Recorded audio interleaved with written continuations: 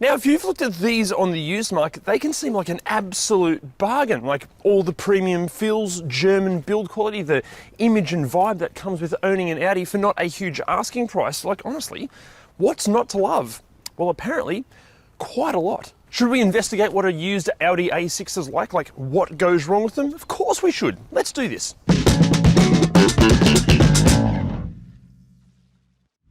Now, the Audi A6 has been around since 1994, but in this video, we're going to be focusing on this, the C7, or the 2011 to 2018 fourth generation, which is also incredibly closely related to the Audi A7. Actually, the A7 is basically an A6 with a coupe liftback body. And speaking of bodies, the A6 has been available as both a sedan and a wagon, or Avant as Audi call it. Now, as far as drivetrain options go, locally we've had a choice of 4 different petrol engines and 3 diesel options, and 4 transmissions, which, depending on the model and year, will send power to either the front or all 4 wheels. Now, the Audi Anorax of you out there will notice that we didn't mention the fire-breathing twin-turbo V8s amongst those engines. That's because they are in the S6 and the sexy as hell RS6. We just figured that those 2 cars, they deserve their very own videos, which we will get to as soon as somebody out there lends us an S6 or an RS6.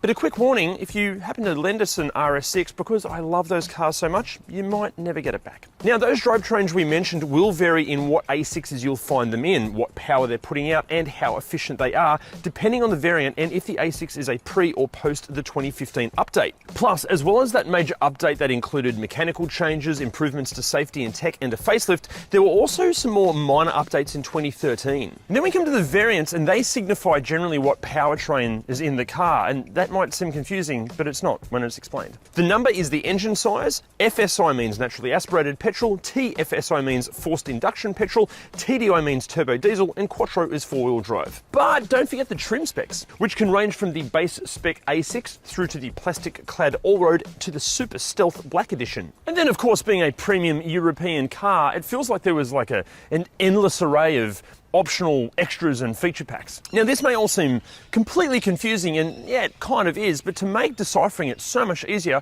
we've created a ReDriven cheat sheet at ReDriven.com. It's completely free and totally awesome. Go check it out. Okay, now let's talk about the looks.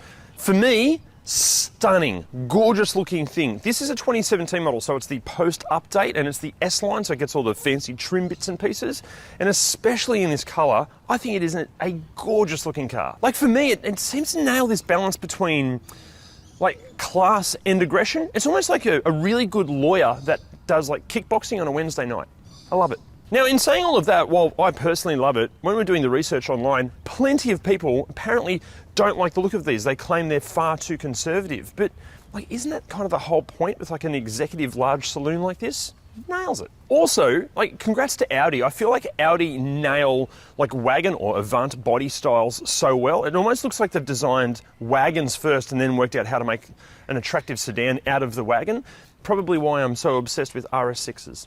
Now guys, we just have to pay some bills for a second. If that bothers you and you hate saving money, just skip ahead about 30 seconds. First up, a massive thank you to our finance partner, Driver. Guys, if you need help financing your next car, go to Driver, because the whole thing can be done online so simply. You can get pre-approval in literally just minutes, and there are no hidden fees. Head to the link down there to get started. And next up, the best wipers we have ever used, WIPERTECH. Easy to order, easy to install, they fit perfectly. And if you order them from the link down there, you're gonna get 15% off and get express shipping for free.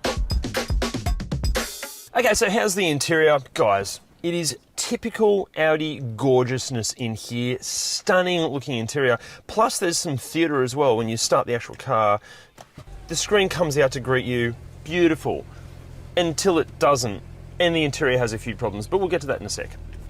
Now, the layout as well, it not only looks gorgeous, but it's wonderful to use. Like, everything's in a really good place to touch. The ergonomics are spot on. The seats, super comfortable, heaps of adjustability. Same with the steering wheel.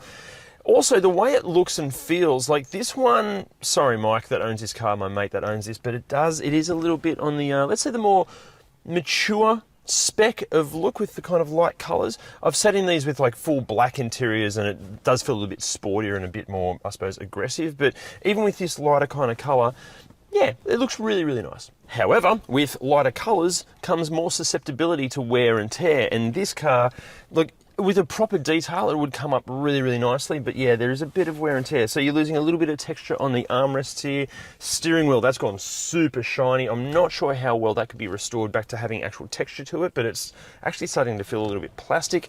The leather, like on the armrest here, is kind of gathering a little bit. Same on the seats, on the driver's seat, or the leather's kind of getting a bit loose and kind of a bit loosey-goosey, and the bolsters are getting a bit squashed as well.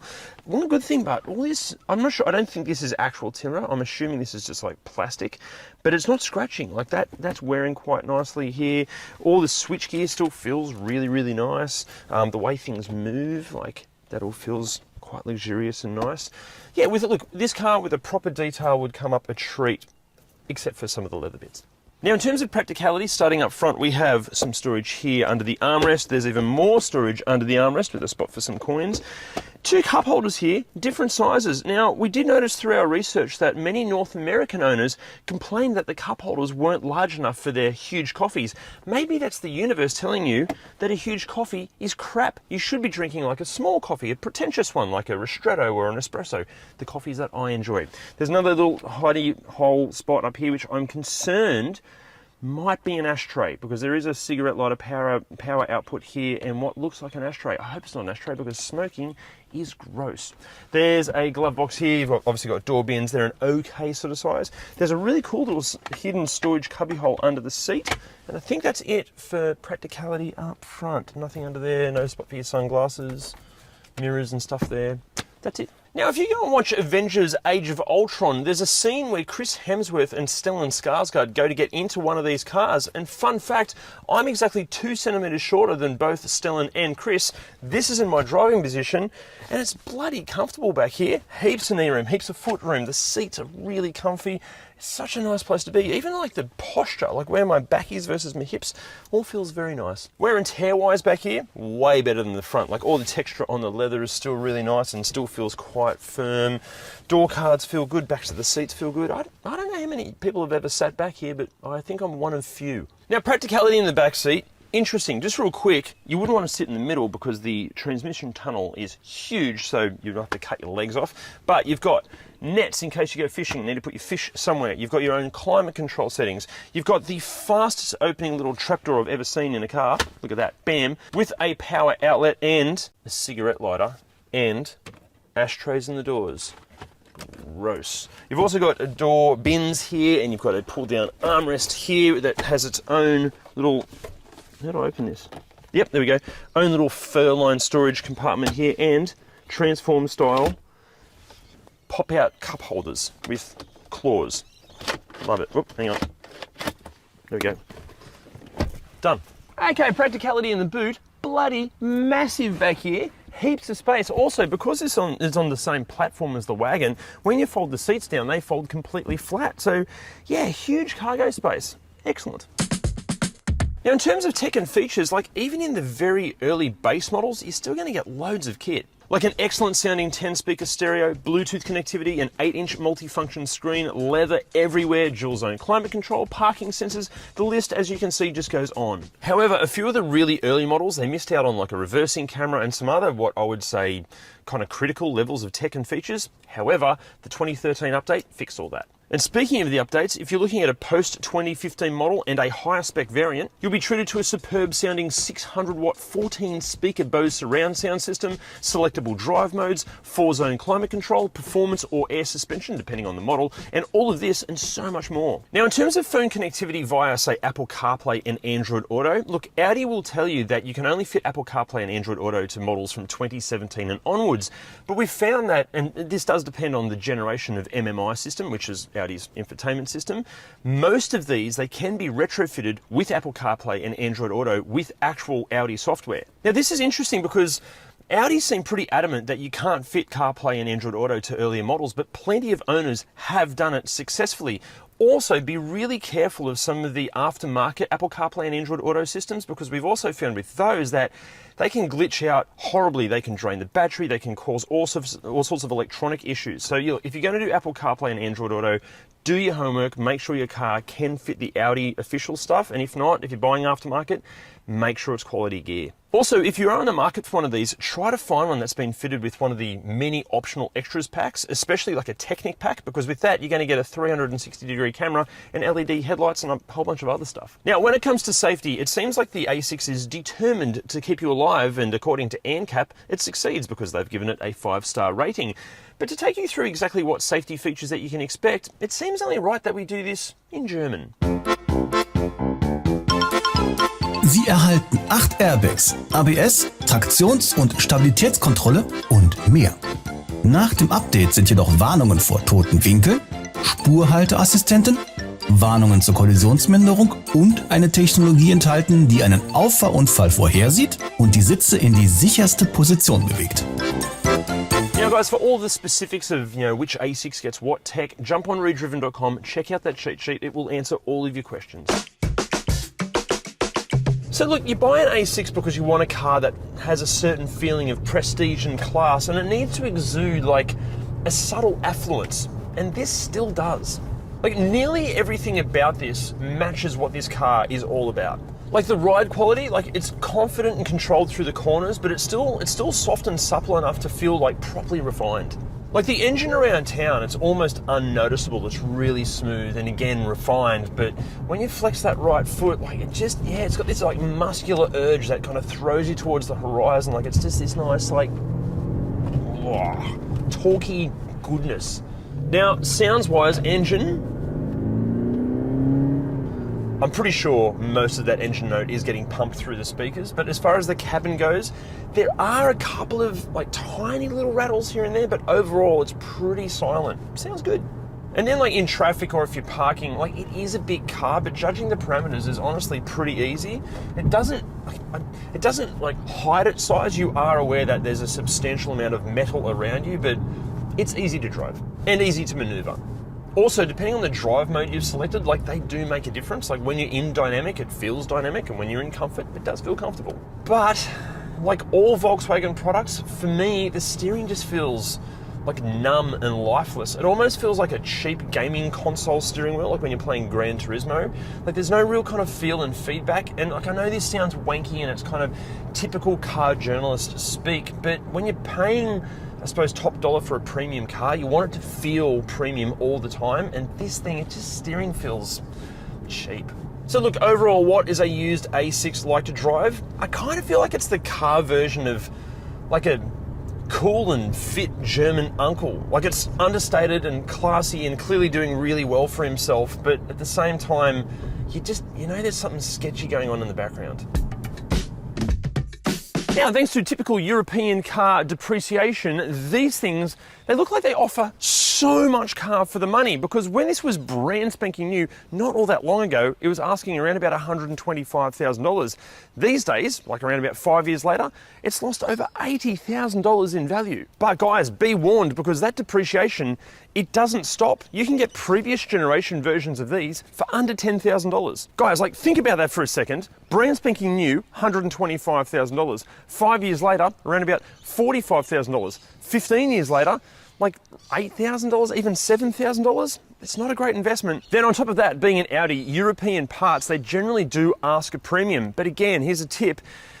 Don't look at the OEM parts. We've seen time and time again that aftermarket parts can generally be cheaper, and they can sometimes even last longer than the genuine OEM parts. So again, do your homework. Also, just on the whole parts thing, like look, don't fall for the whole hype of like premium Audi stuff, because underneath that sheet metal lies a whole lot of Volkswagen parts. So sometimes if you buy the Volkswagen part, sometimes even the Skoda part, it's the same part as on the Audi, but it's just going to save you a fortune. And look, the same can be said about the servicing and maintenance as well. Audi dealerships and many European car specialists, they're going to ask a premium, and you shouldn't be paying that premium, because really any licensed mechanic should be able to work on it. It is just a car. Okay, before we get into what goes wrong with these, firstly, a massive thank you to my neighbour and wonderful mate Mike for lending us his A6, and a huge thank you to all of you guys in the Audi A6 community, like the forums and owners groups, all that sort of stuff. Thank you for helping us research this video, especially this bit. Now I'm going to break your hearts. Okay, first up, and starting with the exterior, first of all, the fuel filler cap release can break or basically fail. The problem is it can happen when you need to fill the car up, so you can't actually open that to put fuel in it. That's not good. And the bonnet release can also do the same thing, which means you can't access the bonnet and you have to replace it or fix it. Pain in the ass. Then there are plenty of complaints about the sunroof. Firstly, the electronics playing up, so it sometimes won't open, even worse, won't close. And even the drainage holes, they can clog up, and that can create all sorts of dramas, which we'll get to in a moment. Next up, many owners have complained of the clear coat and the paint fading and peeling and cracking prematurely. Obviously, that requires the entire car sometimes to be repainted. And as you can imagine, that won't be cheap. Then we have the electronic issues, of which there are many. Everything from LED headlights or tail lights failing or flickering, door lock actuators failing, parking assist sensors not working, headlight washers not retracting back into the car, number plate lights not working, electric mirror folding not working, mirrors not heating, and door sill lights not working. Basically, if it has electricity running to it, there are plenty of reports of it failing. Then A6 is fitted with air suspension, not this one, but one's fitted with air suspension. There are reports of squeaks and rattles, but be careful. Got to be really careful of incorrectly diagnosed problems with this, so do your homework. Okay, inside, surprise, surprise, more electronic gremlins, and luckily the interior is filled with electronics. Owners have reported issues with basically everything. We're talking power window controls, seat controls, screens not popping out of the dash or not going back in, certain speakers glitching out. Guys, if you're in the market for one of these, please try every button and every function. Make sure it works. And then we have the MMI systems, or the infotainment systems, or more specifically, the screen. There are plenty of reports of the screens like glitching out and actually just going black and not showing anything. Now, this is a classic example of kind of Audi penny pinching, because according to the experts, the cable that sends power and signal to the screen, it's like that much too short. So over time it kind of fractures and glitches out.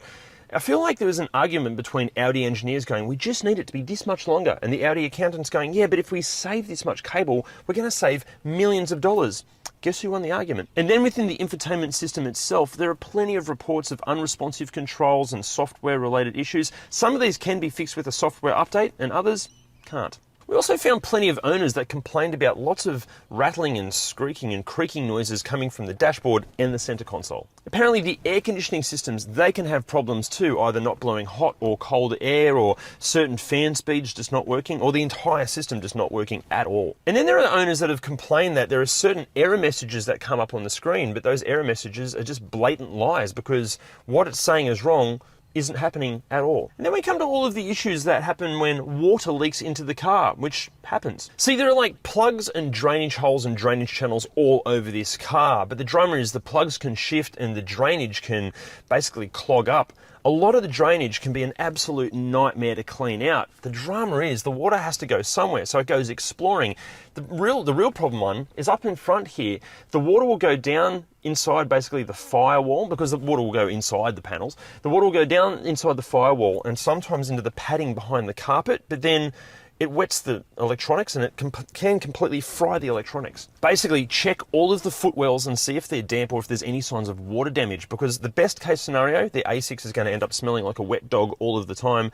Worst case scenario, the car's just going to malfunction itself to death. Okay, now mechanically, what goes wrong with the Audi A6? This is going to be interesting. Look, I'd love to tell you, but I can't because I'm not a qualified mechanic, but Jim is. So this is another one of those cars where there are so many engine variants, it's just a little bit ridiculous. But basically there's a 4-cylinder petrol, there's a 6-cylinder petrol, there is a 4-cylinder diesel and 6-cylinder diesels, and there's a whole bunch of single turbos, twin turbos, normally aspirated and supercharged models amongst that as well. All up, I think, something like 17 models. Some of those engine variants are just improvements or evolutions of the older models, just in an attempt to get it right. But basically most of them are still pretty shit. Well, not all of them, and some people don't have too many troubles, but yeah, basically a lot of them are shit. And interestingly, across all the engines, a lot of them share the same type of problems. For example, all of the petrol engines, the 4-cylinder and 6-cylinder engines, they're all plagued with cooling system issues, water pump issues, thermostat housing leaks, and in the supercharged petrol version, you've got to take the supercharger off to access the thermostat, which is a big job for something simple that does fail pretty often. They all have engine breather issues. That's the PCV system, which is positive crankcase ventilation. That's just an Audi thing, they all do it.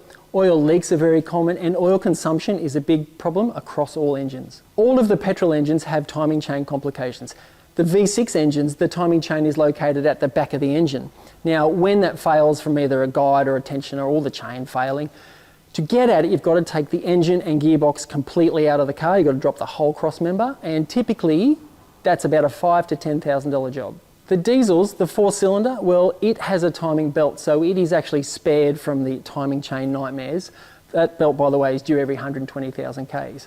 But the V6 diesel, it too has a timing chain at the back of the engine. It too fails frequently and is also eye-wateringly expensive to fix. The V6 diesel also has a really common problem with the injector seals leaking, and sometimes the injectors too. As far as the DPF and turbo issues go, they're not too bad, or no worse than any other Euro in this sector. The EGR system on these does clog up terribly and reduces performance massively, so if it's ever a part, it's a good idea to clean all that. And it's likely to be a part to fix some of the multiple of cooling system leaks you're going to have as well. Look, a lot of these engine problems, the timing chain issues and the oil consumption dramas, that can be made less worse by frequent servicing. But to be honest, we see a lot of those issues in ones that are really well serviced too.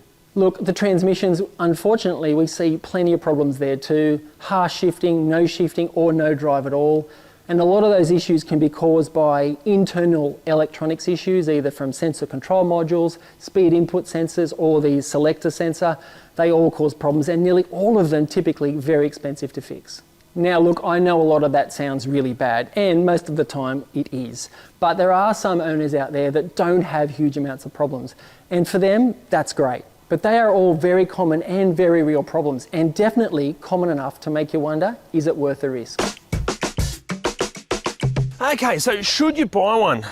This is a tough one because it is an utterly lovely car. But that what goes wrong section was pretty confronting. If you're in an extremely comfortable financial position, so you can easily pay for the ongoing maintenance costs and you can cop the depreciation, sure, yeah, buy one, why not? But if you're on a tight budget and you want an Audi A6 for the same reasons that you want Louis Vuitton sneakers or Gucci sunglasses or a Rolex watch, thinking that owning a car with a premium brand name will make you feel good about yourself, we'd be extremely cautious. Cars like the A6 prove that just because it's wearing a premium badge does not equate to superior build quality or better reliability. And just like those Louis Vuitton sneakers, we question the true value on offer. Look, yes, on the surface it is lovely, but underneath it's just another car with its own fair share of problems and concerns. So big question for you guys, do you buy an A6 or do you buy a 5 Series or an E-Class or maybe a Lexus or something completely different? Let us know in the comments. See you next time. And then we come to the variants, which may seem super confusing, but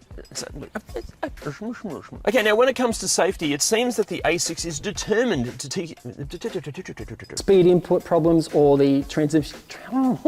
Please help me, I can't talk. It's really affordable and something. And you have to ask yourself, ask yourself.